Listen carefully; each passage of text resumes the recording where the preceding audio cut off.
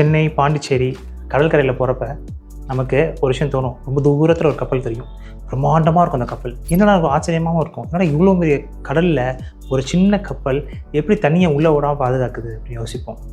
ஏன்னா என்றைக்குமே அந்த கப்பலை அந்த கடல் தண்ணி ஃபுல்லாக அழிக்க முயற்சி பண்ணிருந்ததே இல்லை. ஆனால் ஒரே ஒரு விஷயம், அந்த கப்பலில் ஒரு சின்ன ஓட்டை வந்துச்சுன்னு வச்சுக்கோங்களேன், அந்த கப்பல் சீக்கிரமே முழுகிடும். ஆனால் அப்பயும் யோசிச்சுக்கோங்க, கடல் முழுசும் அந்த கப்பலை மூழ்கடிப்பதில்லை. எந்த ஓட்ட வழியாக எந்த தண்ணி கப்பலுக்குள்ளே போகுதோ அந்த தண்ணி தான் கப்பலை மூழ்கடிக்கிறது. இதே மாதிரி தாங்க, என்ன தான் நம்மளை சுற்றி நெகட்டிவ் வைப்ரேஷன்ஸ் இருந்தாலும், என்ன தான் நம்ம சுற்றி நம்மளுக்கு தேவையில்லாத விஷயங்கள் யோசிக்கிறவங்க இருந்தாலும், நாம் அந்த சின்ன ஓட்ட வழியாக நம்ம மனசுக்குள்ளே அதை உள்ளே விடாத வரைக்கும் எந்த பிரச்சனையும் வாழ்க்கையில் கிடையாது. இதை தான் சொல்லுவாங்க,